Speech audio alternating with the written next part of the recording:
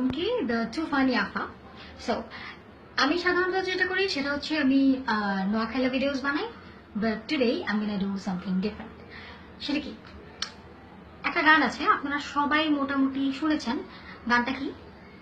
ও টুনি মা তোমার টুনি কথা শোনেন না, চারটা লাগে ডেটিং মারে আমায় চেনেন না। এই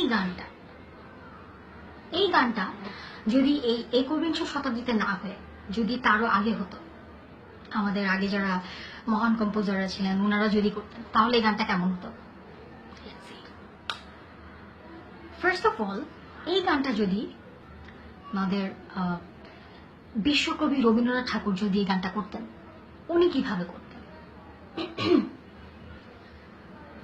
ও টুনির মা তোমার টুনি কথা শোনে না, ও টুনি মা তোমার টুনি কথা শোনে না, যারটার লগে ডেটিং মারে আমায় চেনে না, ও টুনি মা তোমার টুনির বোঝাও না। ওকে, এইবারে এই গানটা যদি আমাদের বিদ্রোহী কবি কাজী নজরুল ইসলাম গাইতেন, তিনি কিভাবে গাইতেন?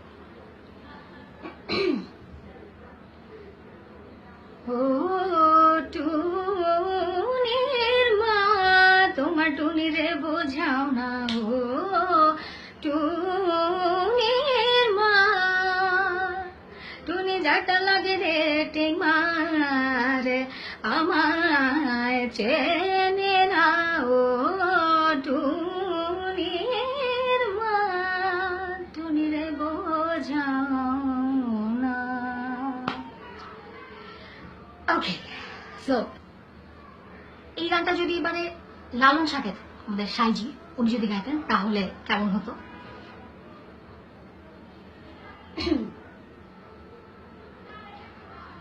ও টুনির মা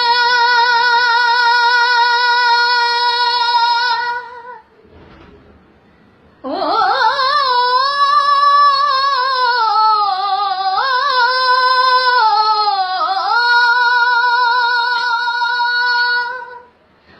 ও টুনির মা তোমার টুনি, ও টুনির মা তোমার টুনি কেন কথা শোনে না, ও টুনির মা তোমার টুনি রে বোঝাও না, ও টুনির মা তুমি টুনি রে বোঝাও না। ওকে, এইবারে এই গানটা যদি আমাদের সবার পছন্দের হাসান, উনি যদি গাইতেন তাহলে উনি কিভাবে গাইতেন?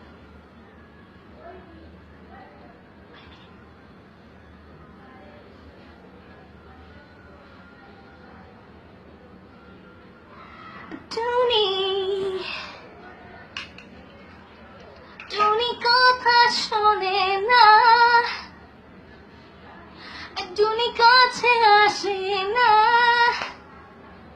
টুনি মা টুনির বোঝাও না, ঘুম আসে না, আসে না, টুনি ঘুম আসে না। ওকে, এইভাবে আমাদের এখনকার আধুনিক কম্পোজার হৃদয় খান যদি এই গানটা গাইতেন তাহলে উনি কিভাবে গাইতেন সেটা বলি।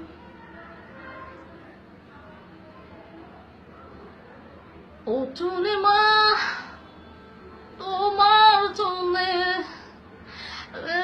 তুমি বোঝাও না, চারটা লগে ডেটিং মারে আমার চেনে না, ও টুনির মা টুনিরে বোঝাও না, আমার কাছে টুনির সব ভালো লাগে না, ও টুনির মা টুনিরে বলো না আমি কিন্তু তার আগের মতো ভালো ভালোবাসবো না, whatever. Okay.